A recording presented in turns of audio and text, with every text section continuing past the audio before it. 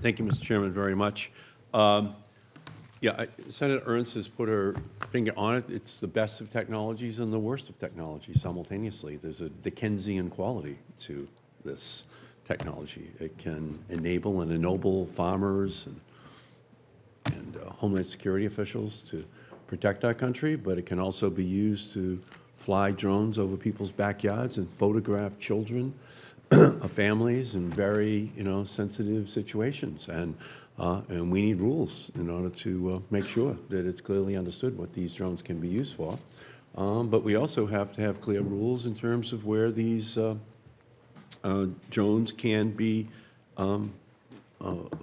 So there have been several recent drone sightings near airports in Massachusetts, and I'm becoming increasingly concerned about the threat of a drone colliding with a plane. It only takes one drone to fly into the path of one passenger plane in order to create one of the worst disasters in American aviation history. On New Year's Day, a commercial plane spotted a drone flying 800 feet in the air, merely 1 mile from Logan Airport. Just days earlier, another drone was reported 2 miles from Logan's runways, also flying at about 800 feet in the air. Last month, I sent a letter to the FAA to find out what concrete steps the FAA is taking to prevent and respond to drones flying in sensitive airspaces. Captain Knoll, can you lay out for the committee what the dangers are from your perspective if we don't have real rules and these drones continue to insinuate themselves into the airspace of commercial aircraft? Yes, Senator. The biggest problem is, and it was mentioned in the opening remarks, that we've had a lot of wildlife bird strikes, aircraft are pretty rugged things. I've hit many birds in my operations, both when I was flying in the Navy and in commercial aircraft. The aircraft pretty much can sustain it, but there's a big difference between a bird and a drone with a heavy lithium metal battery, motors, cabling. This will do significant damage to an aircraft if it hits it. A quarter can destroy a jet engine if it goes down the intake, destroy it. So we have both the threat of that and then the proliferation, which is an issue for us, as we've seen these hundreds of thousands sold in this last holiday season. So I think it's important to note, though, that my members flying around who are reporting these sightings, we all firmly believe that it's not the commercial operator or even the serious hobbyists that we're running into. This is the hobbyist or the non-commercial operator who really doesn't know what they're doing. Right. So we need to enhance enforcement. We need to enhance enforcement. And so what is the area that you think should be built around an airport like, LaGuardia or Newark or Boston, where the air traffic is just absolutely massive? How wide a radius should be created? The FAA has established 5 miles, and that is a good place to start. But it's not being enforced. Is that well, the problem is it's hard to enforce it because someone can walk into that area with a drone this size and just take off and start flying, and you don't know it's there till you've had a couple of near misses. And to what do you attribute the lack of enforcement? Is it that the local officials, the state officials, the federal officials are not properly signaling to all these new drone owners that there's a penalty they have to pay? I think there's a coordination issue through the FAA to the law enforcement agencies. The other thing I think that we could think about from a technology standpoint is we have the Know Before You Fly campaign, and it's presented, as we told Senator Ernst before, as you open up the box, you see this pamphlet there that you should go to this website and look at it. The technology exists to make it so, just like when you open up a version of Microsoft Office, you have to enter a key code before it will operate. We could do that with our recreational drones so that you have to go pass an online test, which informs you that you can't operate within 5 miles of an airport. Enter that key code before the vehicle will turn on. Yeah, and I agree with you. We need standards, and the FAA has to put in place policies that will prevent and respond to these new risks, and to do so in a way that all new drone operators, we're going to have 10 million of these, 15, 20 million of these, and there'll be a lot of them will be in major metropolitan areas with so many planes that without clear standards, a catastrophe is just going to happen. There's just no two ways about it, like you're saying. Thank you, Mr. Chairman, very much. Thank Thank you, Mr. Chairman, very much. PSI is a perfect example of why we have small business innovation research grants. It's an amazing number just for Massachusetts, but there have been 20,000 SBIR grants to Massachusetts companies, totaling $5 billion.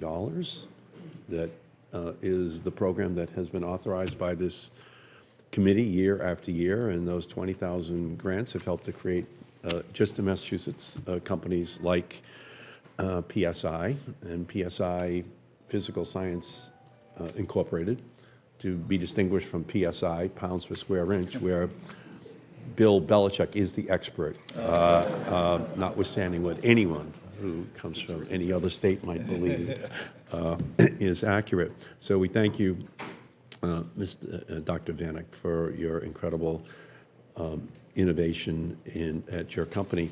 Can I turn just for a second then to the privacy issues?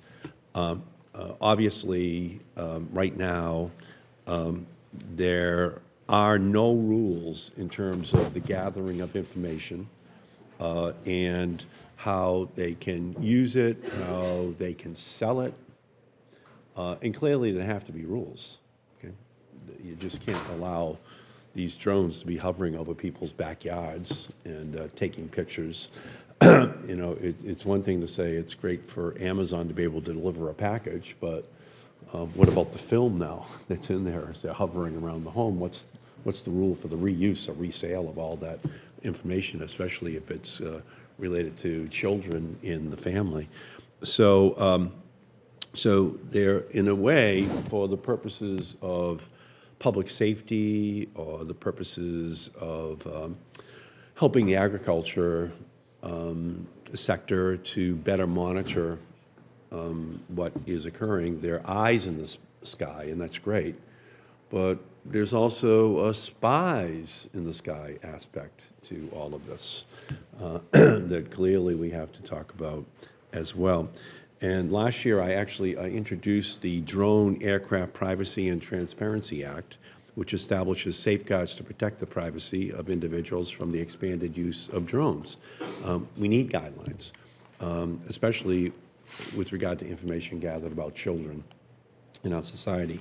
So could you, Dr. Vanek, talk a little bit about how PSI ensures that drones are protecting the privacy of those on the ground? Certainly. Thank you, Senator Markey. Actually, the privacy concerns, I share them as well.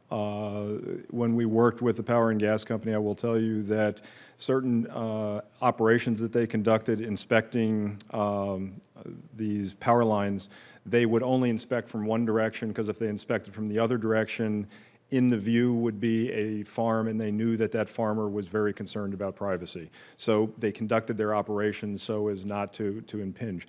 I think it actually can drive innovation. If you pull up Google Maps, you will see that license plates are blurred.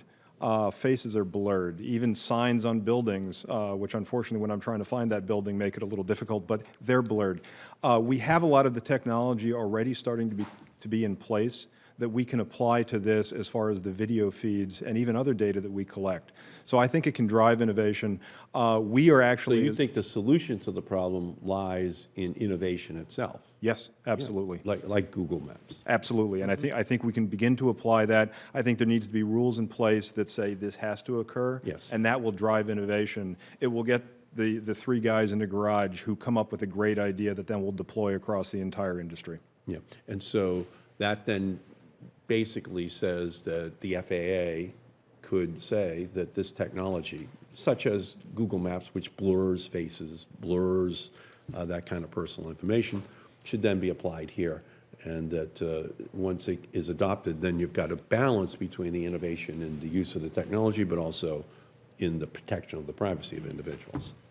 I would say that I'm not sure the FAA is the organization to do that, because they're safety related, but I believe that their rules can be put in place by organizations to ensure that that takes place, yes. Yeah, and I agree with you 100%. And again, we thank you. We're proud of having PSI up in Massachusetts. Thank you.